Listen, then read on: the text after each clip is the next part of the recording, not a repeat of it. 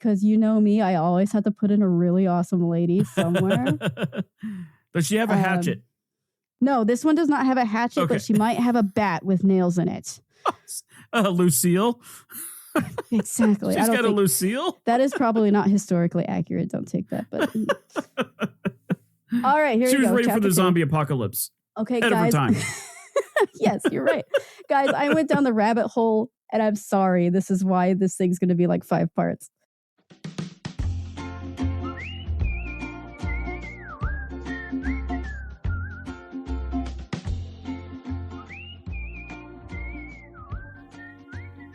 Hello, everybody, and welcome to the Day's Dumpster Fire. As always, this is Kara back again to talk to you about the 30s again.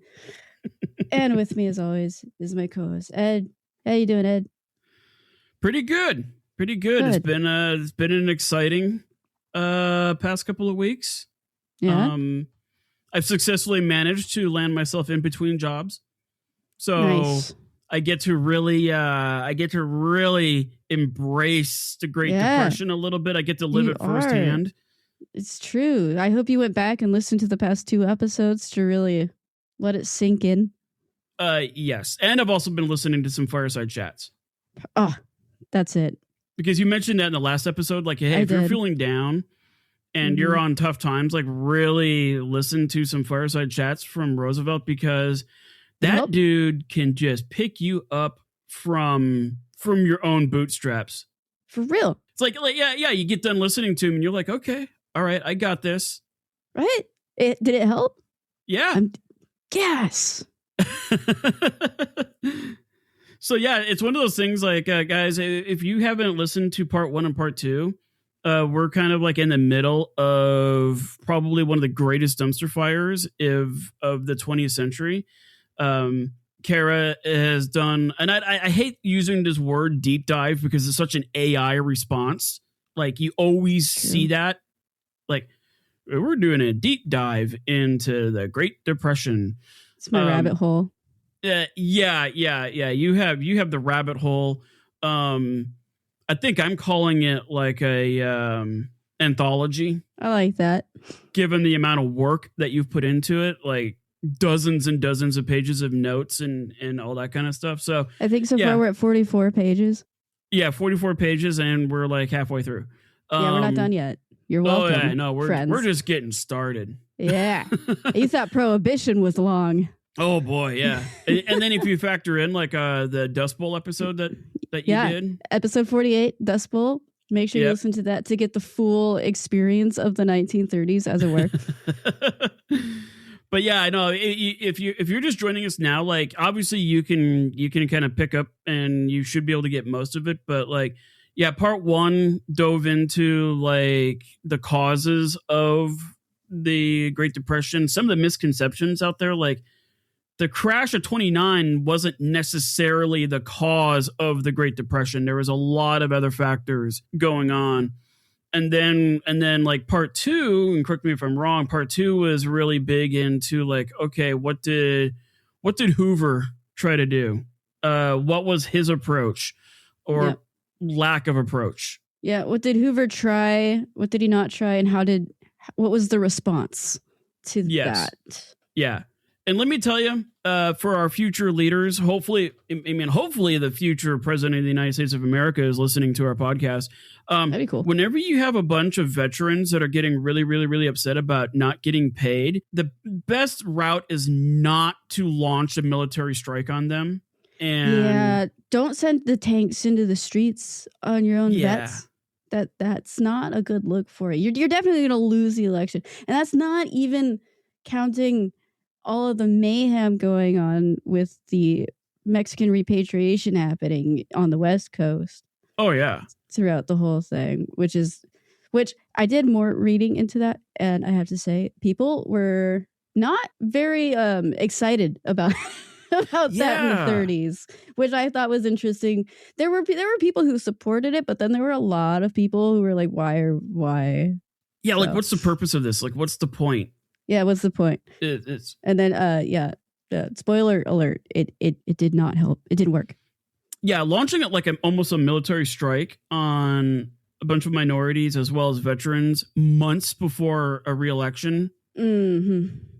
I mean, I'm surprised nobody in Hoover's cabinet was like, "Hey, optically, this may not look good." Bad.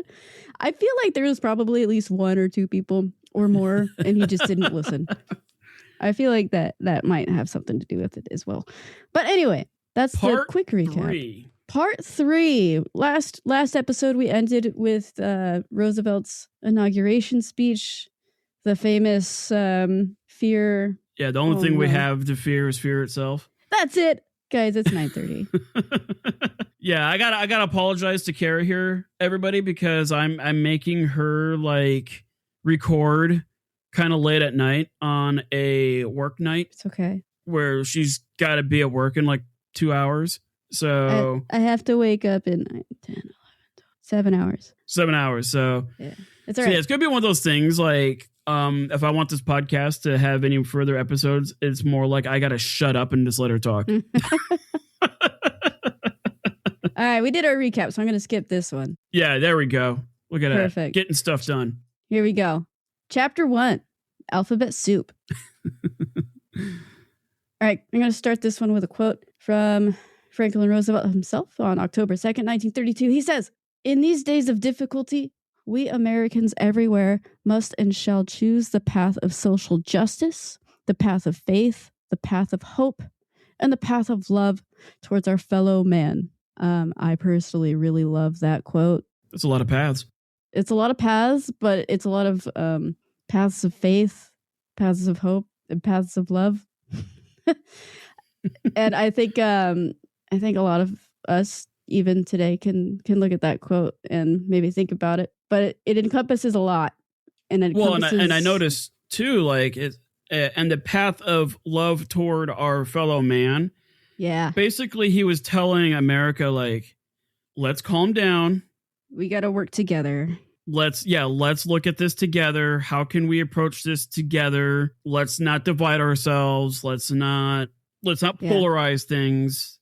Yep. And if you listen to his fireside chats, it's a running theme as well. And he's not talking about just, the public doing it. He's talking about myself, the president of the United States, needs to work with you, the American people, and Congress, and the judicial branch, and companies, and all of us together as a country need to work to get out of this depression.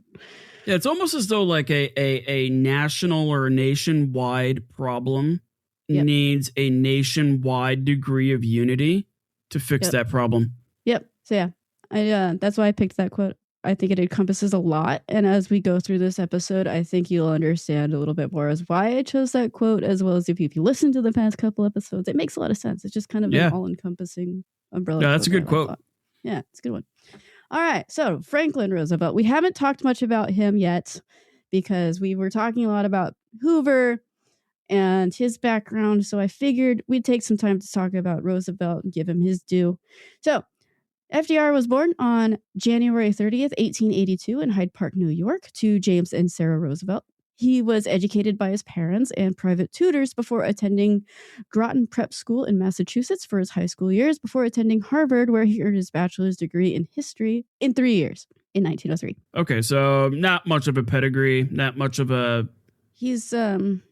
background. He's kind of a nobody. Just an average guy. Yeah, just graduating Harvard. Yeah, in 3 years. Let's keep talking about how average this man is. After Harvard, Roosevelt attended law school at Columbia University in New York and passed the bar exam in 1907, just 4 years after he got his BA, without receiving his law degree. So he didn't even get his law degree, but he passed the bar anyway. It's fine.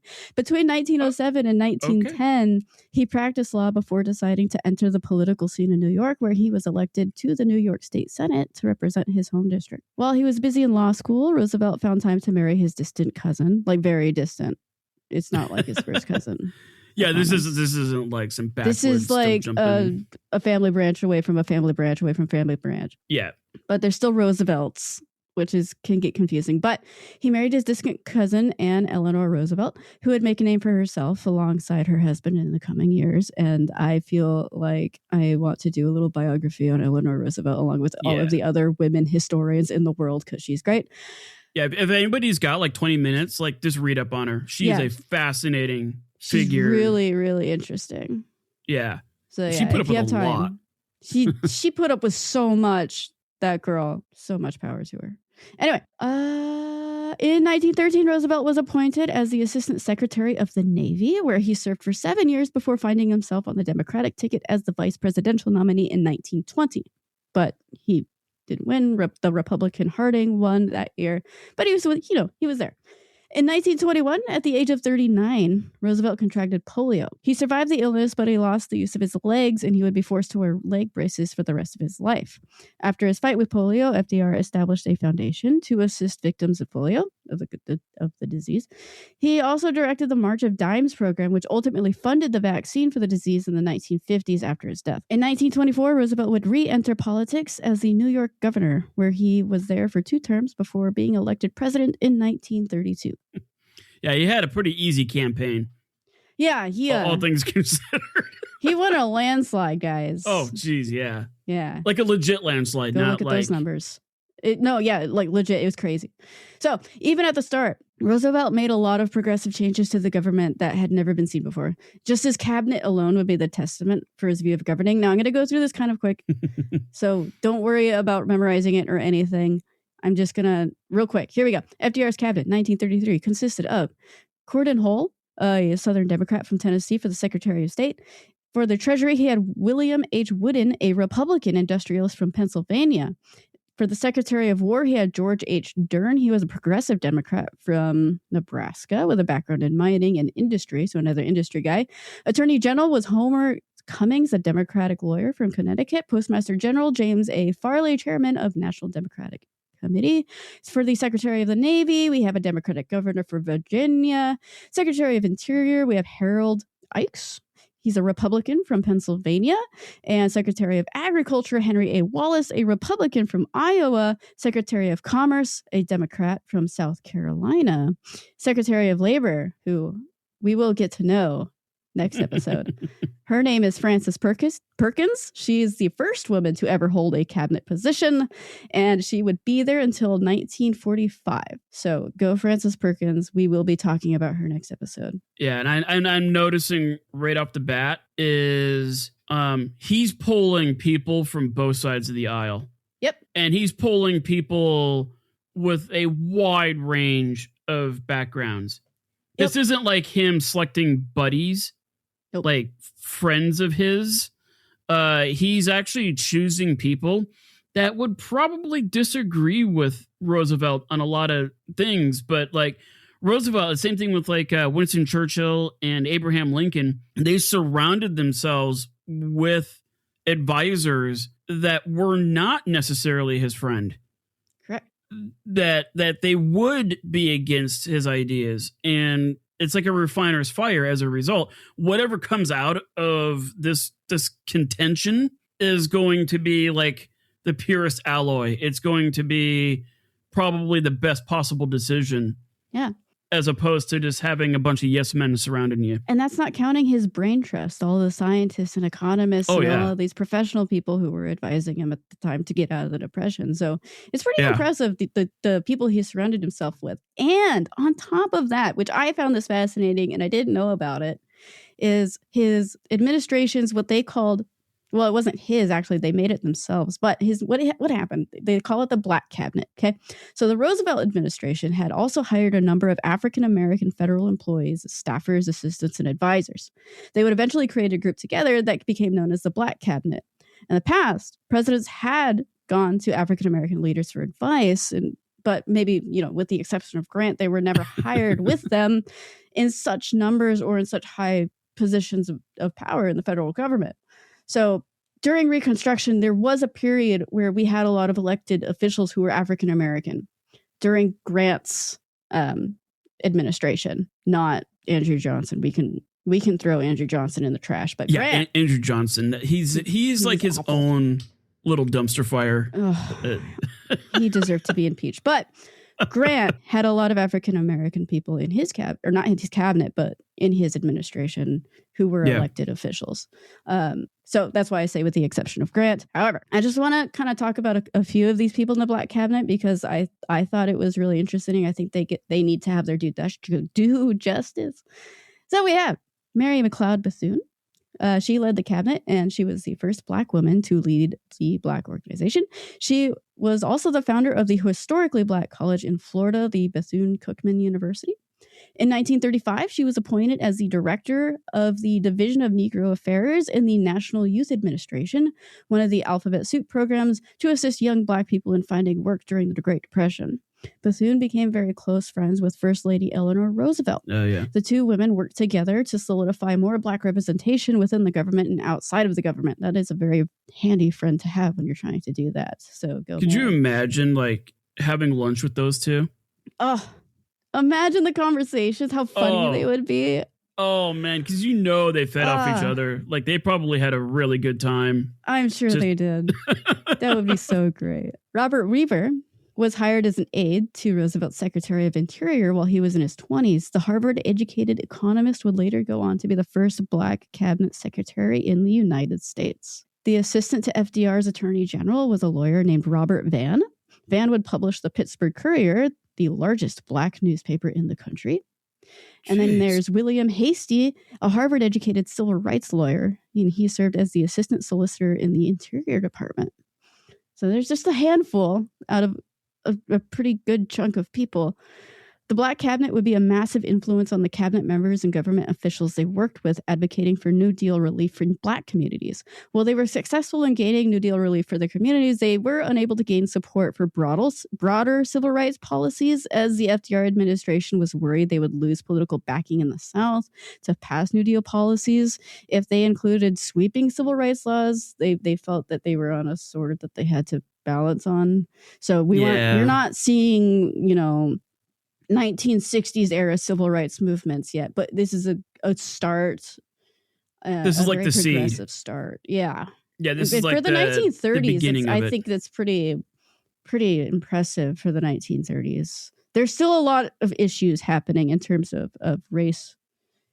Well, I think Roosevelt knew that. I think Roosevelt knew, like, okay, we either got to get America back on track economically, or we've got a civil rights issue. We can't have both. Right. Unfortunately. But I was pleasantly surprised to read about this. I thought it was great. So, yeah. And the president did have an aversion, a very public aversion to lynching, poll taxes, racial discrimination that had just been absolutely rampant in the Jim Crow especially South. In the South. Yeah. Like, awful. So yes, that was happening. Please remember, there's a lot of racial tensions still happening throughout all of this. But we do have a little bright spot here in the Black cabinet movement.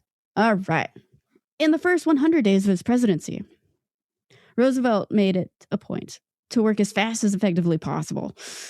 Two of the primary goals he had to tackle the state of the country was the issue of unemployment and the collapsing banking system. Right when he got in, he was like, these are the things we need to figure out. On the issue of unemployment, FDR called for a special session of Congress right after his inauguration, like literally maybe a day after, asking them to create legislation that will combat the depression on multiple fronts. Working with the newly assembled Brain Trust, which was a group of experts, including scholars, economists, and scientists, we were just talking about that, Congress came up with 15 pieces of legislation that would be voted on over the 100-day period. That is a lot of legislation for 100 days, by the way. As part of that plan, right? Yeah, this is like an actual busy 100 days. This is a very busy 100 days. Like not like what we've seen recently, where like one law gets passed and then Congress is like, oh, look at us, we've been super busy. Yeah. No, these guys hit the ground running. Yeah. 15 pieces of 15 legislation pieces of in 100 legislation. days. That's like tens of thousands of pages of stuff that's been written. Crazy. As part of that plan, new departments and agencies were created within the government to create work for the 25% of people who are out of a job. Remember, we are at the height of the Depression. 25% of the U.S. population are unemployed. That's a lot of people. That's devastating. Yes. And you think about it, that's 25%. And these are working people. Like, these aren't like super, super old or like children. This is 25% of the population that would be buying stuff, that would be paying taxes, right, that would be contributing to industry and stuff like that. So, like, in a way, the 25% of the government's revenue is being slashed due to this unemployment. Yes, it's crazy. So that's 25%, like, oh yeah, 1 in 4, but that's 1 in 4. So think about like all the group of people that you are close with, your family members and your friends and stuff. 1 in 4 people would be out of a job. Yeah. Right. That's pretty devastating. And at this time too, there really wasn't much to fall back on. So unless you had a savings, no, like there was no Social Security, there was no unemployment. It is like you lost your job and you're going straight to the soup lines, kind of a thing. Yeah. And we touched on our 25% unemployed people last episode and the episode before. So please go listen to those to kind of see. There were some creative ways they earned some money. There were lots of people in soup lines and trying to figure it out, make ends meet. So people were getting creative. Well, you got the people that are like traveling on the trains, like the hobo, almost like a culture formed out of it. Yeah, it's pretty interesting. Today, these agencies are known as alphabet agencies. So I'm talking about the agencies that were put together during the first 100 days and the 15 pieces of legislation. Some of these agencies are still here today and they're with us. And then some of them were dismantled throughout the 1930s. So we are going to talk about some of the big ones. I made a big long list and I went through all of these agencies and I realized it's really long, but I didn't have time to edit it all out. So you get to hear all of these pieces of legislation unedited. You are so welcome. There will be a test at the end. Yes. So my friends who are possibly in high school, you're welcome. All right. And especially if you're in AP US history. Because I remember when I was in A-Push, we actually had a test on this where we had to memorize all the agencies. That's awesome. It was brutal. I did a DBQ. I didn't have to deal with that. All right, here we go. Between 30 and 40 agencies were created before the U.S. entered World War II. So between the first New Deal and the second New Deal, we had 30 and 40 agencies created. Some stayed and some didn't. We're trying things out. We're throwing spaghetti at the wall, right? We got to get something going. 12 of these would be established between March 1933 and October 1933. Less than a year, we had 12 agencies established and funded and put on the ground. Crazy. Wow, that's a lot. It's a lot. And these are like national agencies. Yes, the whole country. Yeah. All right. Are we ready to get into it down and dirty? Let's do it. While Congress was working on their legislation, FDR took action to tackle the banking problems. Remember, we had the unemployment problem, we have the banking problem. Between 1929 and 1933, the general public had little to no trust in the banks. I can't blame them. People were withdrawing money that the banks were more money than the banks were depositing. That didn't make sense either. I'm sorry. Here, we're going to try it again. People were withdrawing more money than they were depositing in the banks. Yeah. In other words, the banks were bleeding money faster than they could replenish it. That's it. And it was causing the banks to collapse. Banking panics were common and they made banks unstable. And the complete collapse, it was a common enough occurrence where people they were afraid to put their money in, especially in the middle of a depression. Everybody's losing their job left and right. Oh my God. I can't blame them. So the day after he took office, one day after he took office, FDR and his administration called for a banking holiday. Essentially, it was a very nice way to say, we need to close all of the banks for 4 days so we can figure this crap out. Yeah, wasn't that so that like they could basically ship money, like cash, into the banks? Not necessarily. I thought I remember reading something about that. Like the whole idea was to shut down all the banks so then they could actually start getting cash into these banks so that when they opened up again, they would actually have something to work with. That's only a little piece of it. Okay. So each bank was inspected for financial security by the government, and they could not be reopened until they passed the inspection. So every single bank was inspected by the federal government to make sure they were stable enough to be able to receive the cash that you're talking about, because they weren't going to give cash to a bank that's ready to fall apart. So banks that were in good state, in good standing with a solid financial foundation, were allowed to reopen. Banks that were not completely stable but had a good potential to be were given federal assistance, which is what you were talking about. Once they were on their feet, with the help of the government, those banks were also allowed to reopen. Banks that were beyond repair or in complete debt with high potential for collapse, those would just remain closed. And they did this every single bank, every single one. And it only took them 4 days. I'm surprised that didn't go before the Supreme Court, because that's technically the federal government interfering with interstate commerce. I don't know. Or it happened so fast that nobody could even bring it before the Supreme Court. Well, that's what a lot of these programs were. It all happened so fast that the Supreme Court actually did catch up with them. Okay. So there's a lot of backtracking with some of these programs, as we'll see. And then there's a lot of adjusting and then re-implementing and then backtracking again. And eventually FDR would get so frustrated with the Supreme Court. And we're going to talk about this next episode, that he started to try to convince Congress to reorganize the Supreme Court, because he's like, I'm trying to get this stuff done and you're not letting me. And he gets so frustrated. We're going to talk about that next episode. But yes, the Supreme Court does get involved with the New Deal, and it becomes what's the word I'm looking for? It becomes an obstacle course almost for him to get some of these things done. But or a roadblock. Yeah. But right now we're in our first 100 days. We're hitting the ground running. We're hitting it hard. Yeah. So just get stuff going. We can worry about the courts later on, kind of a thing. Yes, 100%. So we have the banks closed for the first 4 days. Keep that in the back of your head. We're going to come back to it. The first alphabet agency and piece of legislation to go through was the Emergency Banking Act. It was signed into law on March 9th, 1933, only 5 days after FDR's inauguration speech took place, which we talked about at the end of the last episode.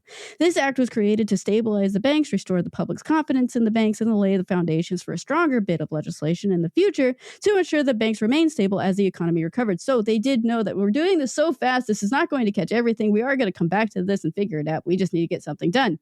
It did so by overseeing what banks can open and when they can open based on their financial stability, just as we talked about. So this is the act put forth by Congress saying we can readjust the banks, and this is why they're allowed to do this. Ed, to answer your question, Congress passed an act to allow it. All right. So this is where we get the Federal Reserve. The Federal Reserve was around before this. So this act also allowed the Federal Reserve banks to issue money based on assets to the banks that were previously approved in order to keep up with high demand they were experiencing. The EBA would also establish the FDIC, which is basically insured bank deposits to build confidence in the bank again. So the FDIC was actually built out of this. Yes. And for those of you who don't know, the FDIC is basically an insurance thing where, if you had $10,000 in a bank and that bank folded up for whatever reason, then you had that insurance that would actually reimburse you that $10,000. And I think it's up to $10,000. I don't know exactly what it is now. Or even then, to be honest, I was just like, oh, the FDIC comes from this. That makes a lot of sense, doesn't it? Yeah, so whenever you see any sort of ad on the commercial, whatever, and they'll say FDIC insured or whatnot, that's basically what it is basically saying that this bank pays insurance that if they ever go out of business for whatever reason, you can actually get reimbursed for up to a certain amount of money. Yeah. See, guys, New Deal working for you now. Yeah. FDR and his experts knew that the only way the plan was going to work was if the general public trusted the bank system enough to use it. He needed people to deposit their money into the banks to get the money flowing for, a healthy circulation of again. So on March 12th, 1933, Roosevelt held his first fireside chat. And I keep telling you to listen to them. Please do. Fireside chats would become a staple of Roosevelt's presidency all the way through the Second World War. And what he would do is he'd come on the radio and he'd tell his listeners about current events or a policy that, he was working on. And he always did it in a very calm, confident, easy to understand language. I don't remember if I read it or I was listening to a historian talk about it, but the reason the fireside chats were so effective is because he's using this new technology that is the radio, and he's not yelling at you. Yeah. Because a lot of the recording equipment before, in order to get your voice to be recorded, you had to project your voice really loud. Whereas the radio, it sounded like he was sitting down and talking to you in a calm manner. As though like he was in the living room with you. Like he's in the living room with you and he's not screaming at you like like it was before. So in Fireside that Chat, goes a long ways. Because like, and if you do listen to these things, they are very soothing. It's almost like I would hazard to say like these were like the first podcasts. I could see that. I feel like they're the first podcast with an agenda. Yes.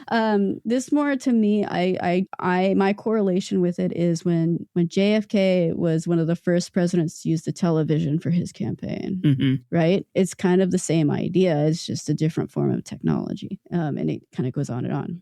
So yeah, and the radio was huge. Like, oh yeah, that was like the one thing that most Americans had, and like that's what you did. Like every night, you sit would on the radio after you had dinner, you would turn on the radio, and they would have shows, and they would have like Buck Rogers and my grandfather remembered that growing up. Like that is just what you did. Nowadays, like now you have dinner and everybody just goes on their phones and hit up YouTube, TikTok, or whatever. Yeah. But back then it was the radio, and everybody surrounded the radio, and that was an American mainstay, was that radio. Yep. So in Fireside Chat number 1, and you can still go back and listen to it today.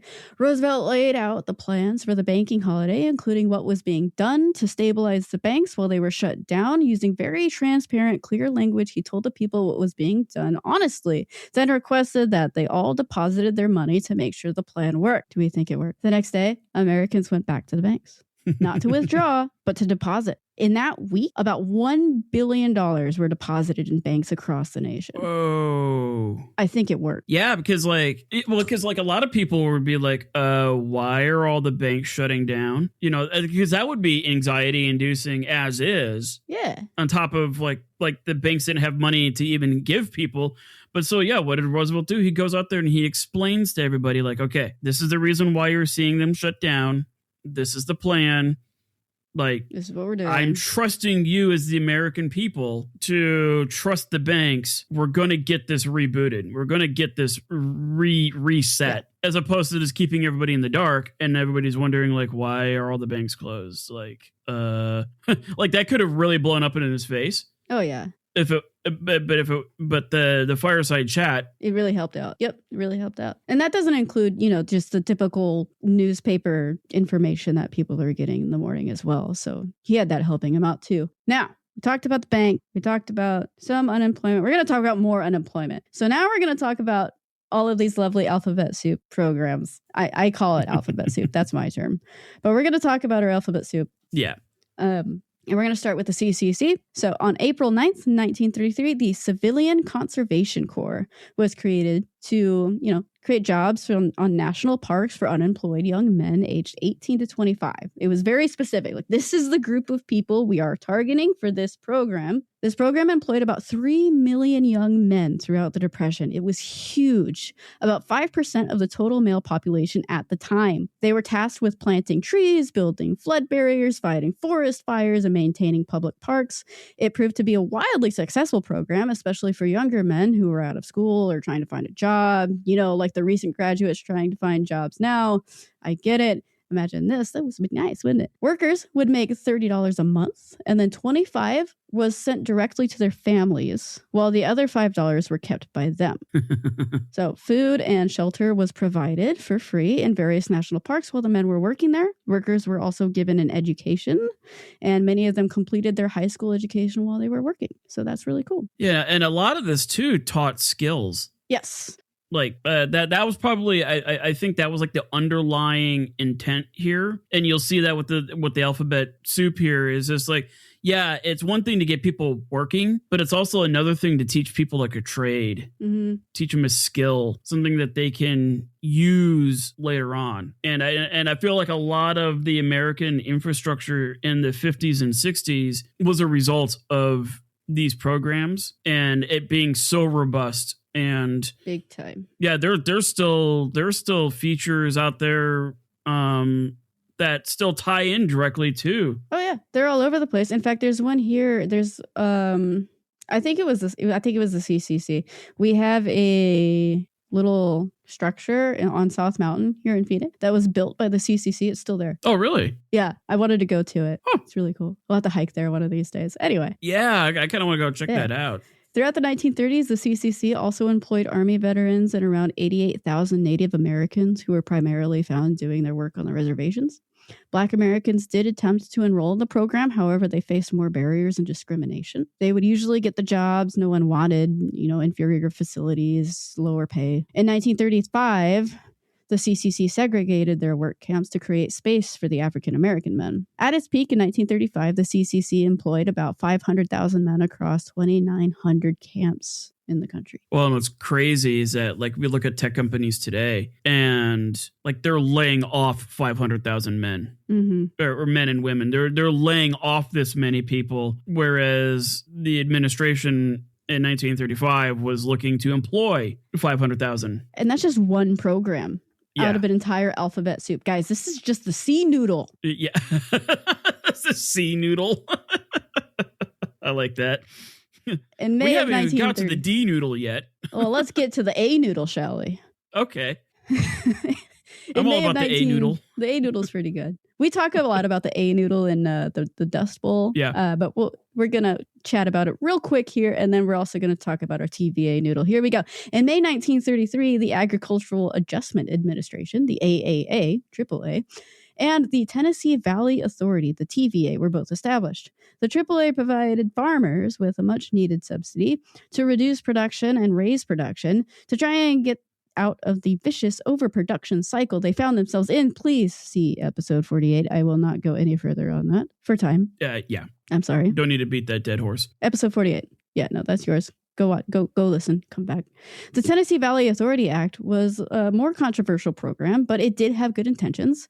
The act created the Tennessee Valley Authority, which was implemented to complete the following tasks. 1, improve river systems to make it easier for navigation along the I'm going to tell you anyway. Okay, improve river systems. 2, provide flood control along river banks. 3, develop agriculture, commerce, and industry in the River Valley area. And 4, bring electricity to the rural parts of the South using the hydroelectric Wilson Dam. That's a tongue twister for the first time.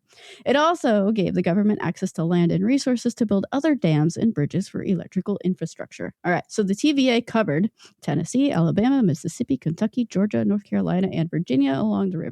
Some communities and homes, it is a very large valley, a lot of area, a lot of space. Some communities and homes were displaced due to the major project areas the TVA required, which drew a lot of scrutiny. Then, at the same time, private companies began to sue the federal government, claiming that the project was taking work and profit away from them, as the TVA was offering utilities for people that was much cheaper than the private companies were offering. Ooh. Mm-hmm. The arguments would go all the way to the Supreme Court in 1939, so 6 years after. They ruled that the act was indeed constitutional and the TVA would continue to operate, which I think it's still around. Yeah, and I think I can't remember the eminent domain. So the federal government can come in and let's say the government wants to build an interstate highway and my house is in the way. The government can come in and take my house. Mm-hmm. However, though, they have to give me fair market value for it. Mm-hmm. So I think that's how they got away with it. Is just okay, well, we're going to displace this entire community, but we do have to give them fair market value to relocate. And that's probably how that's probably what they had to do to make sure that it was constitutional in the eyes of the Supreme Court. That makes sense. All right, next eminent domain. FERA, F-E-R-A. The Federal Emergency Relief Administration was established in May, designed to provide economic aid to states along with short-term jobs and construction projects on the state level. By 1935, the program had distributed $3.1 billion and employed about 20 million people. Similarly, the Civil Works Administration, the CWA, and the Public Works Administration, the PWA, were also established in 1933 in an effort to create more work for people. The CWA employed about 4 million people, but it only lasted about 5 months. The PWA was much larger, and it lasted until 1939, but it employed less people at around 1 million. On June 16th, 1933, the National Recovery Association was established by the National Recovery Industrial Act, passed by Congress. I promise there's not going to be a test. Bear with me. The act itself was created to essentially get industries to a fair playing level or on the same page, depending on how you looked at it. Essentially, they're like, industries, we need to figure out a way to not lowball each other and create fake supply and demand. The act sanctioned, supported, and even enforced industries to work together on more friendly and fair terms. Companies were required to write up codes of fair competition, so like fair trade practices, production quota, minimum prices, minimum wages, maximum hours, and rules for collective bargaining. It was all designed to mitigate wages, prices, and quotas for workers. So this is almost like worker protection as a form of protection for employees and consumers alike. So we're trying to drive prices down and get workers at a point where they're being able to have a sustaining wage. Let's keep going. Soon after, FYI, that $3.1 billion in the FIRA, I just did the conversion on it. That is worth $73.34 billion today. Oh, crazy. So yeah, and I also know too, like the National Recovery Association, a lot of that was actually because it forced companies to work together, like competing companies to work together.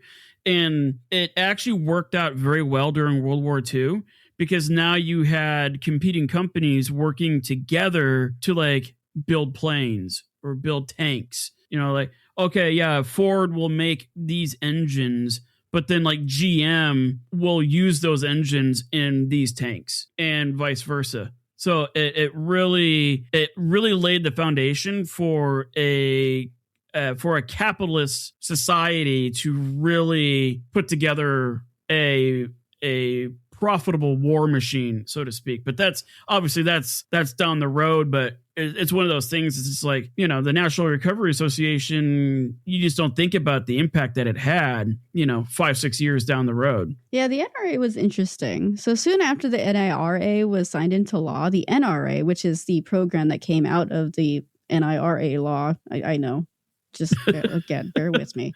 All those noodles. All the noodles. The NRA was established to assist companies in drafting these codes and make sure they were carried out. By the middle of the summer, over 500 industries have signed up for the NRA, and it covered about 22 million workers. Companies part of the NRA sported a blue eagle to show that they were proudly supporting the program and their employees, which I just thought was funny. It's like a little stamp of approval, you know? Right. Throughout the fall of 1933, parades in support of the NRA were held in cities across America, one of the biggest being in New York. You can still find videos of these parades today, and they really are quite impressive. Despite the NIRA's initial success, it received a lot of criticism from private companies and corporations. You know, lots of rich guys. You can't forget the rich guys who want to hoard their fortunes. Yeah. As time went by, rich guys. As time went by, it became increasingly apparent that businesses were not following the codes that had been written and continued to operate business as usual. Because of the amount of businessmen in charge of the codes that were written, along with the businesses and run by businessmen, the NIRA was never implemented the way they should have been in many places, which, you know, we live and we learn. Yeah. There could have been some possibility that these issues were smoothed out, but by 1935, the NIRA's constitutional legitimacy was put into question by private businesses.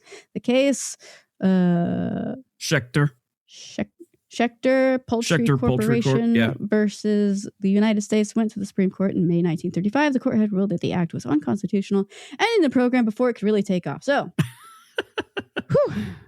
are you still with me? I'm sorry. So yeah, but by the time World War II started, it obviously the heart of the NRA and the NIRA was still there. It just had to be it had to be redescribed as something else. Yeah, they took the ideas and they readjusted it and put it out again. Because that was such a big thing that like when Yamamoto was in America.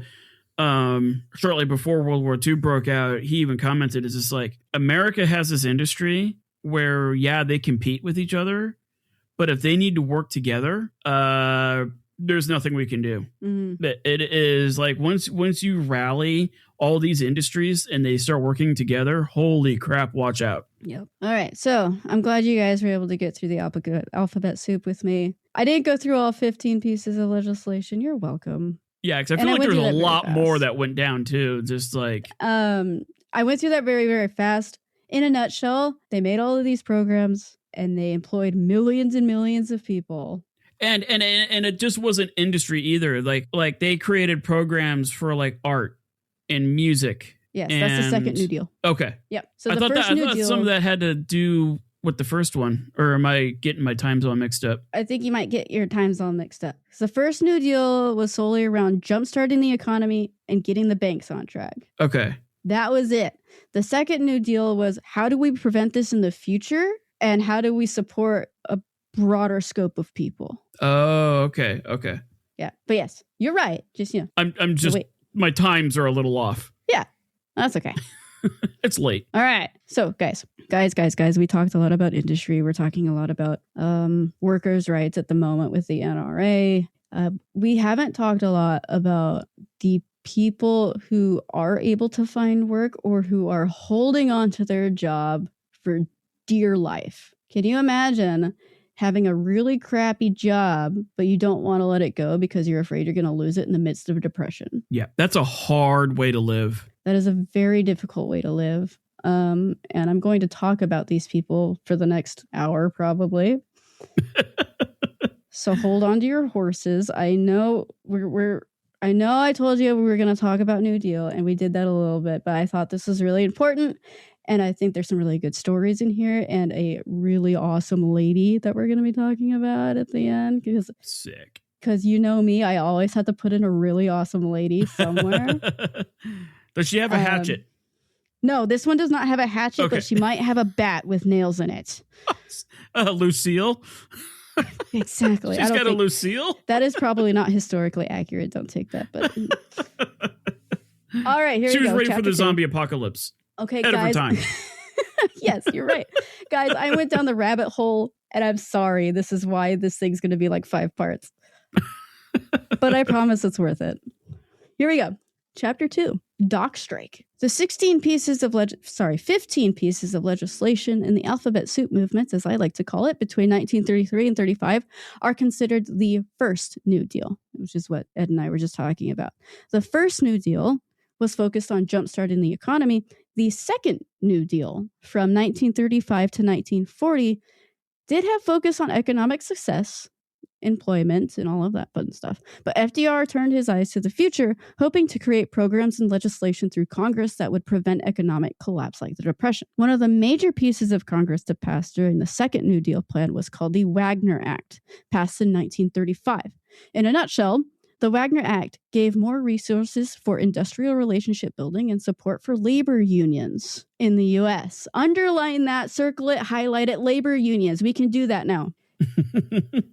This act was a direct response to labor strikes that had become more and more frequent at the height of the Depression between 1933 and 1934. So yes, all of these people are getting jobs. They're being employed through government assistance. They do need help. But also, we have a whole bunch of people who are being employed by private corporations and companies. Maybe they've been there for 20 or 30 years. Maybe they're still desperate for a job. Everybody's going for these government jobs. I'm sure they're still hard to come by, right? So we're going to talk about these friends. Throughout 1934 and into 1935, most worker strikes occurred over the working people wanting to unionize, while companies fought to keep control of wages, hours, and general operations. In the year 1934 alone, 1.5 million workers went on about 200 different strikes across the country. Some of the major strikes that occurred in 1934 are the textile strikes of September 1934 that had occurred throughout New England, the South, and the Mid-Atlantic region. This resulted in the United Textile Workers Union. I think that still survives today. The Minneapolis strikes from May 1934 to August 1934. This was a bloody affair, and it resulted in unionization and better working conditions after it was over for the people involved in Minneapolis. This one was the big one that I went down the rabbit hole on because I thought it was great. Here we go. Are you ready? I'm ready. The West Coast waterfront strike. Okay, May. I've never heard of that before. That's interesting. I always thought like the strikes and the union stuff was more like in the Midwest and the East. Yeah, I did too. And then I stumbled across this one and I went down this whole thing and I was like, holy crap, it's huge. Yeah, 36 pages later. My God. All right. I condensed it. It's fine. We're going to talk about 2 major strikes today. This is one of them. And then the next one's going to be in Michigan. So this one began with dock workers along the West Coast, spanning from Seattle, Washington, all the way down to Long Beach, California. And I think it went down a little further south too. Dock workers were generally chosen using what was called the shape-up system. This is what we see in movies sometimes, where the foreman would go up to a big crowd of dudes and be like, I want you, and you, pick a handful of workers and then send everybody else away for the day, right? Hundreds of men would show up for work every single day for maybe like 20 or 30 jobs. That's rough. Oof. It's rough. I kind of picture it like today where you're throwing your resume into an AI black hole amongst hundreds or thousands of other people for maybe 20 to 30 jobs. So we're feeling it, right, guys? Like we feel it. It's kind of similar. Unfortunately, back in the 30s, this system is easily allowed for discrimination or favoritism for the foreman while choosing workers. Most of the time, they would pick like the same 10 guys and they'd leave everybody else and search for something else. And also, I do need to point out there was, the foreman more often than not was probably a racist guy. So he'd pick like the 10 white guys in the front and everybody else would have to leave. I was just going to comment, like, if you're a minority, good luck. Off. So the men who did get chosen to work were working for very low wages and terrible hours. Some docks required 12-hour shifts. Some had 24 to 36-hour shifts with unpaid breaks for workers to sleep between days and then go back to work for 12 hours. While on the job, many foremen would employ what they call a speed-up system, which is basically just working really, really fast with no regard to safety or quality. Just take this thing and chuck it over there, please. Usually, the speed-up shifts would include a lot of work injuries and sometimes deaths as men worked as fast as they could. Many feared they would lose their jobs if they didn't speed up. So the foreman would be like, all right, speed up. And then they work as fast as they can with no regard to safety and injury. And everybody would. And then if you did get injured, well, you're out. Well, you're out. We'll just choose the next guy. Yeah. There's 100 people outside waiting for your spot, Awful. So that's the condition they're working in on the docks right now. Apart from the privatized company-owned union. So it was a union, but the company owned it, so that didn't do any good. The company store kind of a thing. Yeah, exactly. There was nothing in place to protect workers from these conditions. Like nothing. You didn't have OSHA or HR, nothing like that existed. On May 9th, 1934, dock workers began an organized work strike that would last 83 days. Oof. They refused to load. Can you imagine? That's 83 days of time and money on that company. They refused to load and unload cargo ships or transport goods from docks to factories. They refused to work unless companies or the government met their demands. And these were the demands. Here we go. They demanded union recognition, union-controlled hiring, reduced hours, and increased wages. That's it. That's all they wanted. Yeah. Over the 83 days, 12,000 longshoremen participated in the strike taking place along the western seaboard. Over time, other maritime workers such as sailors, engineers, firemen, guys like that, they joined the longshoremen. Over 35,000 men were estimated to have taken part over the 83-day period. The employers did everything in their power to get work done despite the striking workers. They hired what they called strike breakers, who were men who were still willing to work despite the ongoing strike. They were so desperate, they paid for their housing, their food, and police escorts to protect them while they were going to and from work.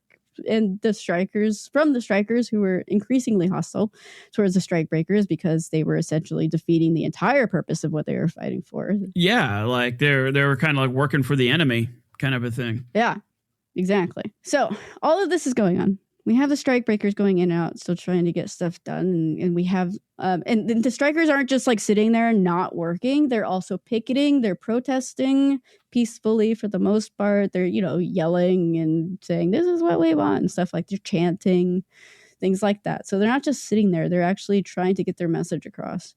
Well, and it wasn't uncommon for these companies to like hire basically like Pinkertons, and like they would hire people with weapons and clubs to go out and break these strikes up. Like they were using physical violence to to stop it. Like, yeah, a lot of the private companies would hire guys like that to try and stop the strikes, but usually the strikes would continue. They were very, what's the word? Starts with a P. Persistent. That's it. On May 15th, on the docks in San Pedro, California, a group of strikers had planned to raid a strikebreaker house not far from the dock, where there were 500 strikers picketing that day. When the strikers broke open the bullpen, which is like the entry, to get into the housing unit, police patrolling the area used tear gas on them in an attempt to get them to stop. The strikers defied the police orders despite the tear gas, and in response, the police opened fire into a crowd of 500 men. Dick Parker and John Knudsen were killed by gunfire and several more were injured. The shooting in San Pedro was the first major incident of the West Coast longshoremen strike. After the incident, legislation was passed in June of 1934 that allowed the president to establish boards of investigation to conduct or mediate labor disputes between workers and employers. So not directly get involved, but help try to mitigate some of these arguments before things got out of hand. Yeah. A month or so later, on July 5th, 1934, in San Francisco, strikers forced the Embarcadero to limit or stop operation. The Embarcadero is that big port in San Francisco along the ocean, like Pier 38, Pier 35, Pier 32. Oh, that area. Is that where they have like those giant like cranes that... Yeah. Okay. Yeah, today I think there's like the fish market is there, and there's like a big pier with a theme park or something on it. Yep. Or like a stores and stuff. It's a lot of good little eateries. Along there. Oh, I loved going there. There's actually a restaurant there called Salty Bits of Pig. I think I've seen that one. Yeah. Yeah. And it is. It's just all ham products. It's really good stuff. Yeah. Yeah, back in the 30s, it was a fully functioning operating port, bringing in goods. So after the National Labor Board had failed to come up with a solution, and the National Labor Board is that federal board to try to help mitigate things. Yeah. So they failed to come up with a solution to solve the strikes there in San Francisco. Ship owners attempted to open the Embarcadero despite the ongoing strikes. On July 3rd, the government tried to force port operation. I think it was the state government port operation by sending in trucks with police escorts. The trucks were met with thousands of strikers who had created a human barricade around Pier 38.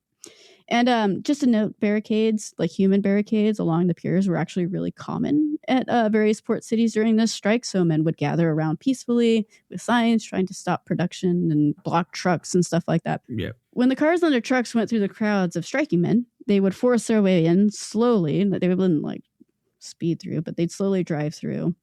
Men would move out of the way for fear of getting hit, but they did start throwing rocks and bricks and things like that at the cars. In turn, the police responded with tear gas again and nightstick beatings and, this is going well. The usual police violence. It's going great. This is like just another day in paradise kind of a thing. Well, this back and forth, this rocks and brick throwing / tear gas and nightstick beatings, it lasted 4 hours while the trucks were going back and forth. Okay, that's a full-on battle. That's crazy. 4 hours of that? Like, that's chaos. When it was all said and done, 2 strikers were shot, 11 hospitalized, 11 were hospitalized, though there were a lot of people who refused treatment because they didn't want to be arrested. So that 11, that number is probably a lot more. 9 police officers were hospitalized. Overall, it was considered very much a failed attempt to reopen the Embarcadero. Yeah, I'd say so. Only 18 trips back and forth were made, a very insignificant amount compared to what is needed to keep business flowing. And it gets worse, guys. Oh, good. It gets it's worse. It's like the Torrey Canyon incident. Like, but it gets worse. There's more. There's more. It slices, it dices, and it juliennes. Let's go. Yeah, it truly. So after they took off the 4th of July, as you do, on the morning of July 5th, the next day, 4,000 strikers showed up at Pier 38, forming a picket line around freight train cars that had arrived with cargo waiting for strike breakers to pick up. And they called this scab cargo. So this is still cargo that was put together by strike breakers, and they called it scab cargo, which I just thought was funny. Interesting. Yeah. The police responded and threw tear gas into the crowd of men. Here we go again with the tear gas. Many of them retreated to Rincon Hill, and they were pursued by law enforcement. So they ran off. Law enforcement chased them down. And at first, they ran up this hill, right? So it's on a hill, if you can picture it. If you look on a map, it's still there. You can find the area.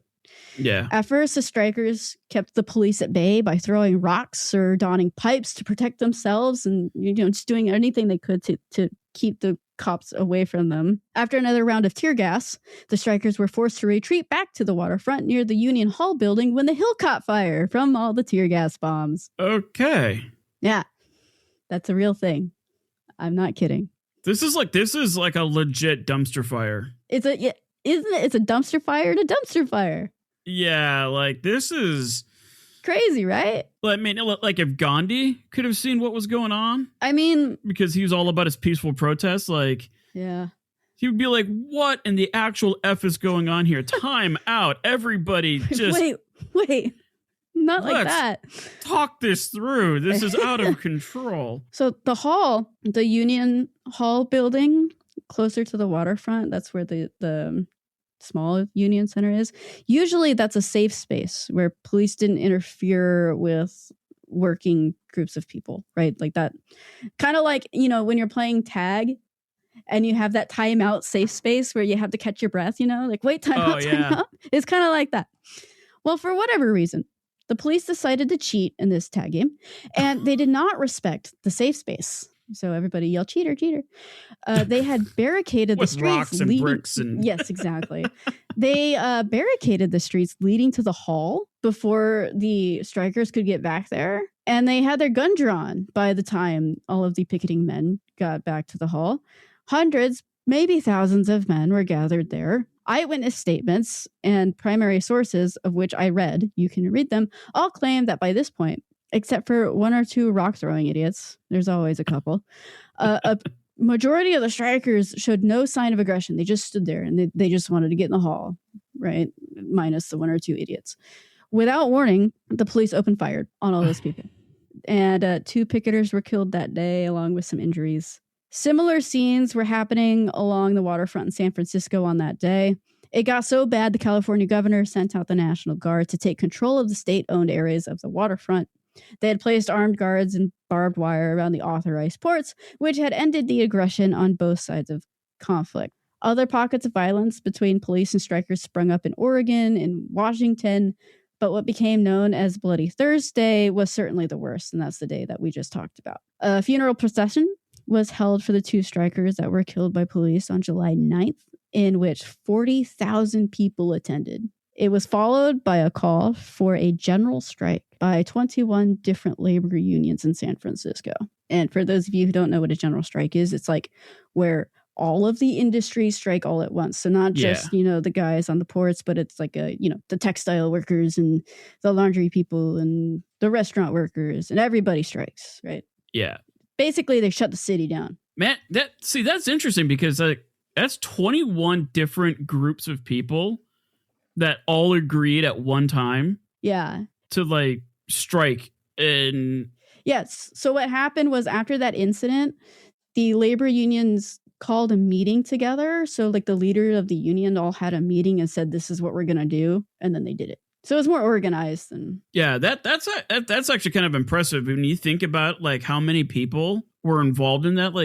It's like when you have a group project in college and you've got to work with 3 other people. Yeah. Just trying to get those 3 other people on the same page is a nightmare. Well, it's like trying to schedule us to record the podcast with more than just you and I.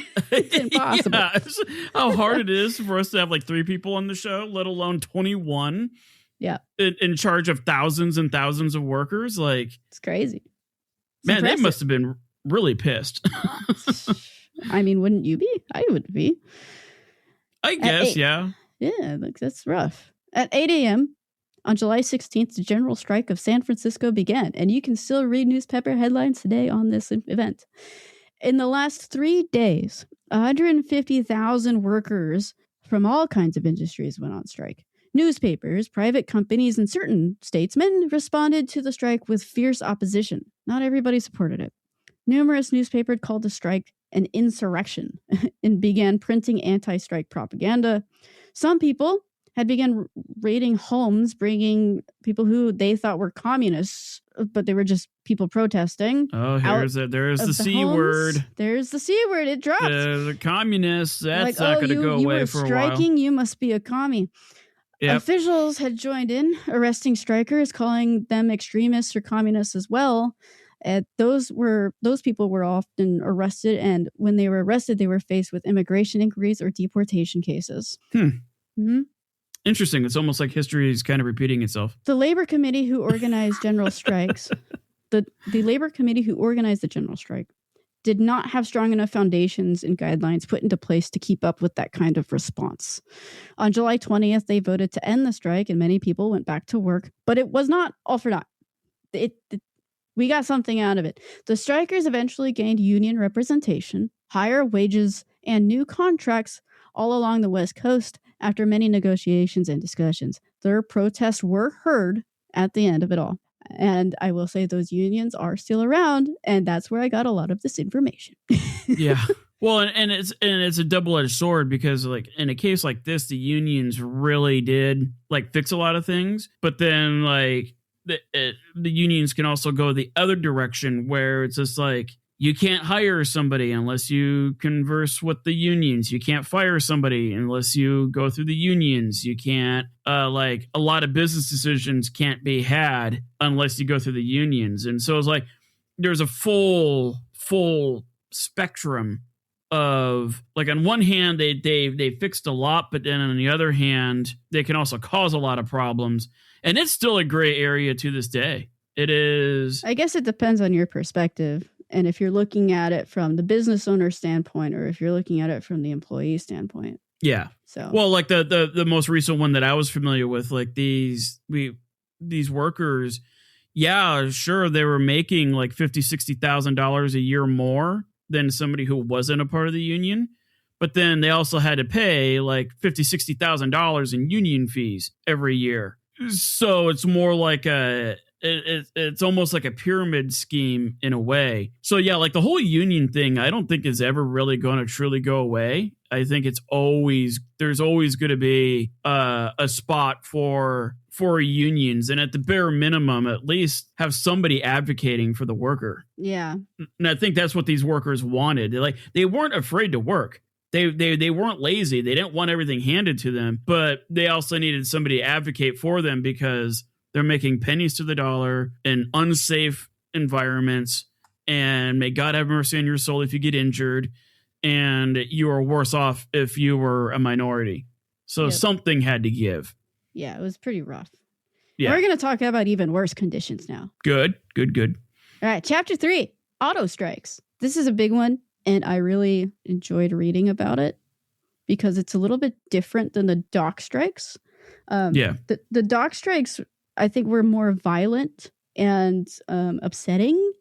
These strikes, I just found more interesting, personally. Okay. And I don't mean that like taking anything away from the dock strikes. That was a very important event, and people died, and they deserve all of the respect. Well, I think the auto strikes they're a little bit more nuanced, because like when you're dealing with the dock strikes, that is very localized. Yeah. Whereas when you look at the automotive industry, that is nationwide. It's nationwide. We are going to focus on one particular auto strike today. I'm not going to talk about all of the auto strikes. We'd be here all day. Yeah, because there's a lot. There's a lot. We're going to start with one of the first and definitely the most influential. Okay. While the labor strikes were occurring, the president, Roosevelt, he did his best not to involve himself directly, believing that the issues between the workers, the unions, and the companies was between them.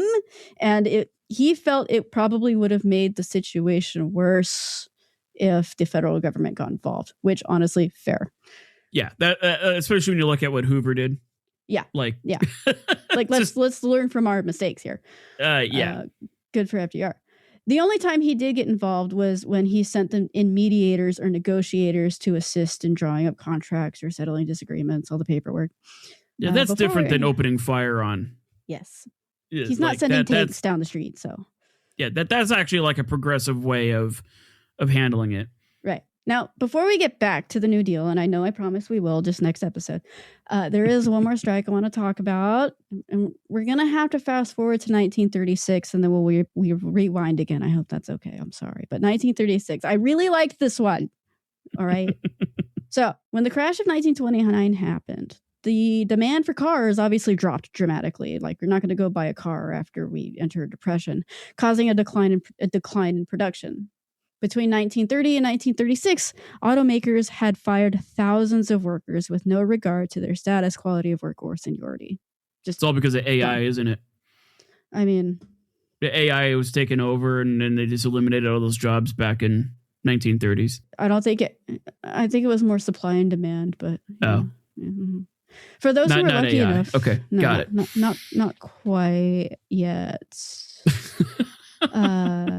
Those who were lucky enough to stay employed tolerated terrible working conditions out of fear for being laid off in the midst of the economic depression. There was zero job security. One man stated that he witnessed 100 men fired in a single day. So I'm sure you can imagine the fear of losing your job. Yeah.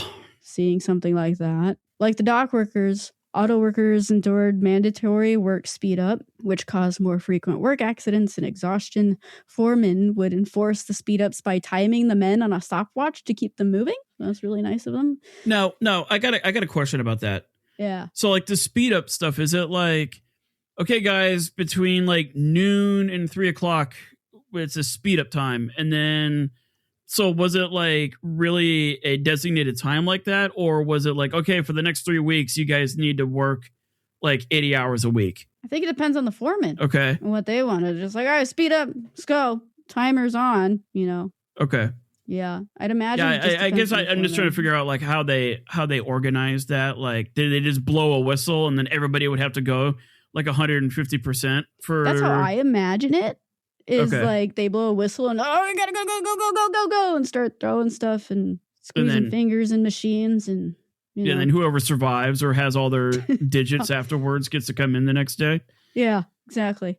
And a further reminder too, at this point there are no protections like workers' comp or human resources. Yeah. Just reminder. Yeah. There is a reason those things exist. We all make fun of them today. We make fun of OSHA because it is kind of fun to make fun of, but there is a reason it is there. All the red tape. All the red tape. People complain, but there's a reason. Here we are. Yeah. So the auto plants themselves were not exactly pleasant places to work either. And I'm not saying that the docks were paradise, but I'd say that these places are worse. They were surrounded by heavy machinery, hazardous material. It was always hot. It was always smelly, and it was always very, very noisy. Foremen at the plants were notorious for abusing their power and capitalizing on men's fear of being fired. They were normally described as cold, harsh. They played favorites, and they had a reputation for firing people for arbitrary reasons. So you're always walking on ice in these awful conditions. You're always hot. You're always tired. You're always sweaty and surrounded by all kinds of things. The stress involved in that. Imagine. It had to be monumental. Like awful. Like mental health had to have been absolute hot garbage. Trash back then. Hot garbage. Awful. Wages, again, were extremely low and hours were extremely long. So you're working 12 hours a day for pennies to the dollar in those conditions. Most companies, such as GM and Ford, had recovered financially by the early to mid 1930s. However, they kept their wages down and their workforce small. Yeah, because they're maximizing profits. Yep. And employees knew that. They knew that the companies were not struggling, yet their working conditions never improved, which created a lot of resentment to the ones who were calling the shots, as naturally. Not only that, the automakers were notorious for disliking the thought of unionization. Anybody said union, you're out. GM went to such lengths that they spent an estimated $1 million on spies on the lookout for employees discussing unionization. That's how bad it was. I've actually seen that happen today. I believe not like today, but I've seen more modern this type of response by a company even take place in the modern era, which is crazy. Really, guys? Like very paranoid. All right. Yeah. So management or worker representation was either non-existent or hot garbage. They often refused to negotiate with workers on the poor conditions or wages or days off, or you're fired because you asked me that question. After the Wagner Act was passed in 1935, a small trade union called the United Auto Workers Union was established. That union today is massive. Yeah. It's huge and it's influential, man. That's crazy. It's huge. And fun fact, I thought this was an interesting fun fact that I learned. It was one of the first unions to allow African-American membership back in the 30s. Oh, interesting. Yeah. Oh, okay. They say that proudly on their website. Good for them. I like it. Yeah. Union members and workers quietly planned strikes against GM, Ford, and Chrysler since the union's founding in 1935. Their first target was GM. Union members focused their sights on the Fisher Body Plant Number 1. Very creative. Oh, Flint, Michigan. In Flint, Michigan, the GM-owned plant employed 7,000 employees who built the car bodies for the company. One major organizer at the UAW was a woman named Genora Johnson Dollinger. Born in Flint, Michigan in 1913, local lady Genora's husband was an employee for GM when the strike occurred. Both she and her husband were highly involved in politics and activism at the time. Dollinger was part of the UAW strike organization since its beginning in 1935. She printed and published newspapers written by strikers, assisted family members or neighbors of those who were on strike, which we will talk about later, and was a vocal strike supporter. She was usually, I love this, by the way, this is fantastic. She was usually seen driving around the streets in a car with a speaker and batteries attached to the roof, vocalizing her support to labor strikes. She called it the sound car. Oh, sick. That's amazing. I love female protesters in history because they really had to take a unique approach. Mm-hmm, like you just couldn't you couldn't just walk around with a sign saying, "Hell no, we won't go." No, man, you're gonna put a speaker system on your car. In the 30s, can you imagine how it looks? This. There's pictures of the car too. You could go look up a like Dollinger sound car or something. You can find it. Fantastic. Yeah, it's like the first like stereo system in a car was used to protest. Yeah, it's fitting actually. UAW organizers, including Dollinger, met with workers at their homes to convince them to begin a sit-in strike as opposed to a walkout. Traditionally, as we saw at the docks, walkout strikes were popular and effective, but they were also dangerous. Yeah. Mm-hmm. A sit-in was a way to strike without exposing the strikers to the dangers we saw at the docks. Makes sense. Yeah, because the factory owners or the companies don't want to damage their facility. Correct. So, like, if everybody just sits down inside the facility, there's not a whole lot they can really do. Yeah. Like, they're not going to tear gas the place. They're not going to shoot equipment. They're not going to damage their precious machinery. Yeah. So, yeah, that's actually a very smart way of doing it. Brilliant. Originally, the plan was to begin the sit-in strike in January of 1937 after the workers received their Christmas bonuses, but of course that didn't pan out because why would it? On December 30th, 1936, workers at the plant saw important equipment being moved onto train cars to be sent to other factories. They learned that their factory would no longer be producing certain products concerning the workers who believed that they were going to be laid off. You know, like, again, I'm just going to remind you the conditions these poor guys are trying to work under. They're probably afraid they're going to get laid off every single day, so I can imagine the anxiety. An emergency meeting was called among the plant employees and the union members. They decided to begin their sit-in strike that same day. Makes sense. After the meeting, the men rushed back to the plant, then simply refused to leave as a gesture of not wanting to be fired or replaced.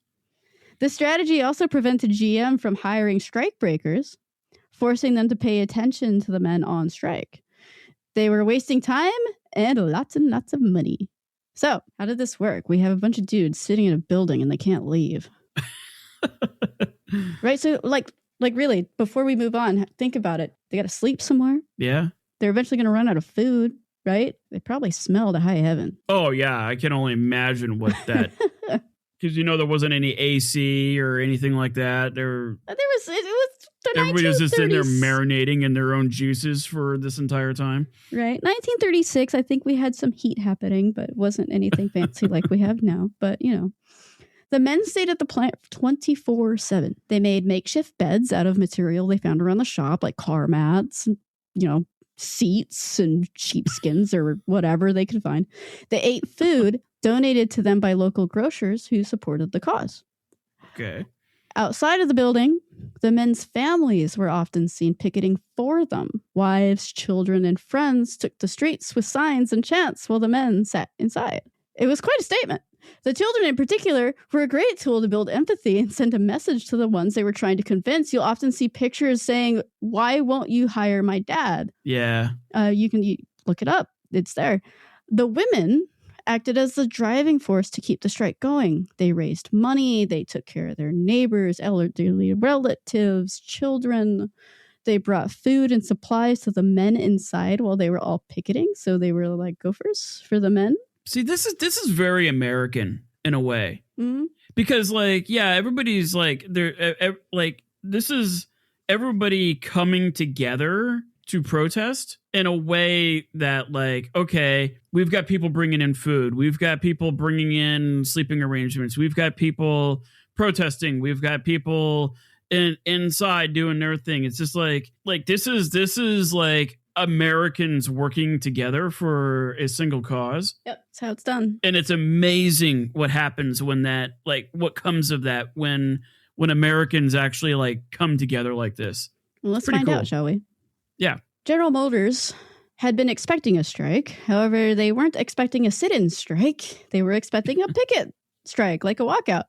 The company knew it had to be very tactful on how it responded to the sit-in strike because, frankly, they didn't want to get sued.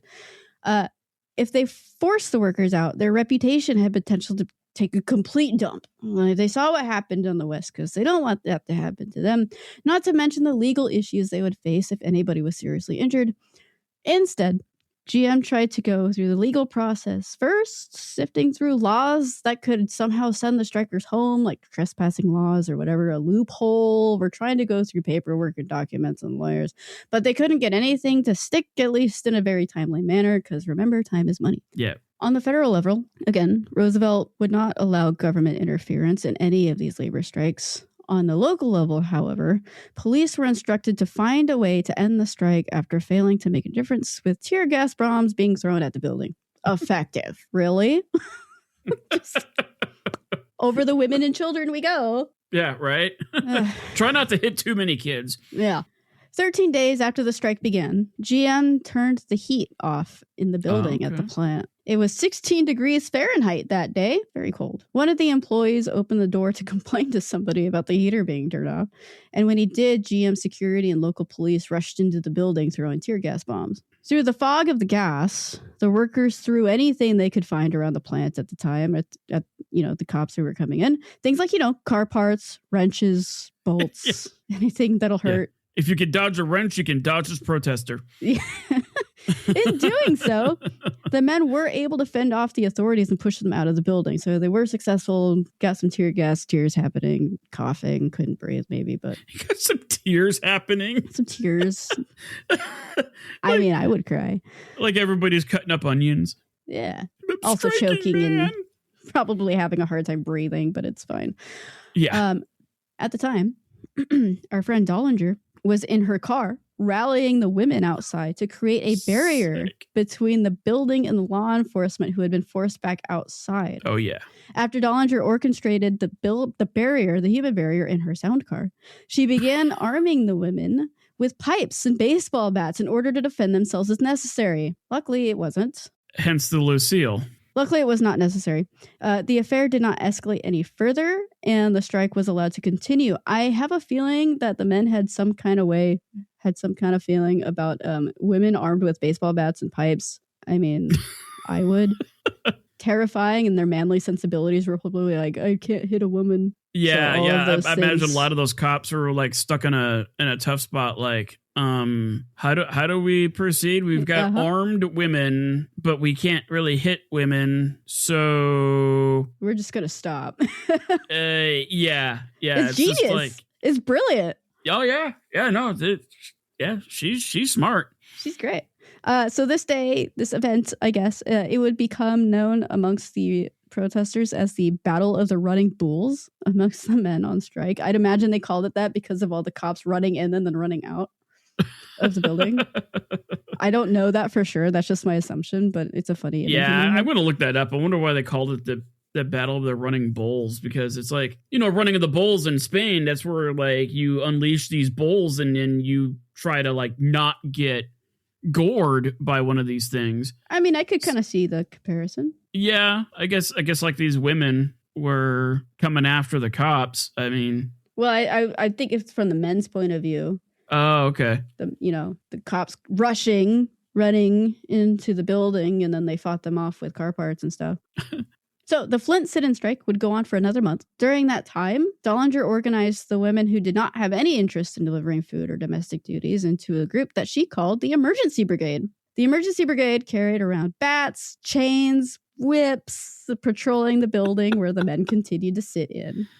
They wore red berets and armbands to stand out to others who were aiding in the strike in case they were needed. Dollinger made it a point to exclude any name that started with women's. She made it a point to avoid that because she wanted to make sure they were taken seriously. The Emergency Brigade was so popular and successful at the time, they expanded into other parts of the Midwest to support other labor strikes that were happening. I love her. Well, Janora... Yeah, she's something else. She's crazy, but she's great. And crazy in a good way. Crazy in a good way. Yeah. Not crazy like Carrie Nation crazy. She's great. So while Janora was organizing the Emergency Brigade, the strike spread beyond Flint into 17 additional GM plants, putting even more public pressure to find a solution that benefits the demands of the laborers on strike. The governor of... here we go. Sorry. The governor of Michigan called in the National Guard to help mediate the situation. The governor gave very specific orders, and this is different than what we've seen in the past, like with the bonus army and even San Francisco, it's a little bit different. The governor gave specific orders that they were there to mediate discussions between GM and the UAW, take care of the problem diplomatically, not by force. Okay. The Labor Secretary, Francis Perkins, was also sent to assist in negotiations alongside the governor. And I will note, I read several times that decision to ensure that the National Guard was there to diplomatically figure it out was probably the reason this strike did not fall into violence like the other strikes did. Finally, on February 11th, 1937, the UAW and GM struck a deal and ended the sit-in strike. Cheers, yay, hurrah! The UAW was granted national union recognition. Wages were raised an additional 5 cents per hour, and GM was barred from discriminating against anybody who participated in the strikes, guaranteeing they still had a job the next day. And today, the UAW, and even after this event, so this event in particular is what made the UAW a national union, but also it made it one of the most influential unions of the 1930s and 40s. Yeah, put them on the map, so to speak, or literally. Yep. So this is why this strike is so influential and important, is because of how influential and widespread it was for the labor movement of the time. As for Janora, our girl, after the sit-in strikes ended, she continued to be a frequent protesting figure in Michigan throughout the rest of the Great Depression. In 1945, after World War II, she ran for the House and the Senate. She didn't win, but she ran, so good for her. She could even be found speaking her mind in support of the civil rights movements and women's liberation movements in the 1960s and 70s. Wow. Dillinger passed away at the age of 82 in 1995. She wrote a book, which you can read, and you can see pictures of her protesting and protesting and protesting. And her sick sound system in her car. Oh, dude, it's so amazing. So I'm going to end it there. That's it for today. The next time on the Day's Dumpster Fire, we will jump into the second part of the New Deal, the Supreme Court, and what the heck is going on in Europe. Yeah, because like we forget about that. We forget that like Europe had its own ordeals that it was going through. And again, to repeat the thing that I repeated over and over again in the first episode, it was a global event, the Depression. Yep. We are focusing on the U.S. right now because I think most of our listeners are in the U.S., but it was a global event and every country dealt with it in a different way and they all responded in a different way. And it has immense consequences on how things went down in Europe, including a very interesting argument that I heard from a historian that I will reveal next episode. So you're just going to leave it with like an argument that I can't... I can tell you after we stop recording. Well, yeah. All right. Well, good stuff. There's a lot to unpack there. Don't forget about the test. Thank you for going down my labor union rabbit hole. I know it was not expected, but it was really interesting. And we would not have learned about our friend Janora Dillinger. So go look her up. Yeah. So like today, or after you get done listening to this, what you can do is like, okay, sit down, you're having dinner with your family, and then you're like, okay, what connection can we draw between a nail-studded baseball bat and noodles? And go. I like it. Perfect. Figure it out. Come back to me. Because I always love doing that, taking two really random ideas, and then finding the connection between the two of them. Figuring it out. Yeah. Yep. Solid. So yeah, no, that's awesome. I was not expecting it to go down this direction, but I learned a lot. Like I had no idea that the strikes and all that stuff were all the way on the West Coast. Yeah. It makes sense if you really do think about it. Like, but it's just not something that you hear very often in your history classes and whatnot. It's like kind of glossed over. So I mean, there's so much you can fit, I guess, in a high school curriculum when you're talking about everything. Yeah. To be fair, but also I just really enjoy going down these stupid rabbit holes and giving you history that people don't really know about. So I know these parts are long and there's so many of them, but it's so cool. Well, I was actually having a discussion with another podcaster. And he asked me, like, okay, the day of Dumpster Fire, what is your audience? And, you know, obviously I could sit there and say, like, oh, yeah, our audience is comprised of history buffs or whatever. But I'm actually going to take a spin on it. I honestly think our audience is the type of person that derives a great deal of satisfaction on learning something that is not commonly known. Like our audience these are the people that are like, okay, I don't know anything about quantum mechanics, but I did find this kind of interesting, and I'm just going to tuck that away in the back of my head. Like our audience is the type of people that just derives pleasure and satisfaction and contentment from learning something that you just don't typically hear very often. And this is a perfect case in point. Like I had no idea. I've never really researched the labor strikes of the 30s. And now like I learned something that I was never really that exposed to. And it's just fascinating because we can make so many connections to what was going on back then to how history has been repeating itself. I like to say that sometimes you can find the key to your problem in the past. Yes. So don't take history for granted. Yeah. I mean, yeah, that one, like I said in the beginning here, like I'm in between jobs now, so I'm kind of experiencing what some of these folks were kind of going through. Now, granted, my circumstances are infinitely better than the circumstances of the folks back in the 1930s, but it makes me appreciate a bit more of what I'm going through as well as what they went through, and how Americans, we will figure this out. Like we do eventually get things figured out. It takes a while, but I think if there's anything to really describe the American spirit is they're problem solvers. And there was a lot of problems going on back then, and Americans took it upon themselves to solve those problems in their own unique way. And then like you go, and like in the next episode, like you're going to go into Europe and how did they solve their problems, and how does that contrast to like the American way of solving problems?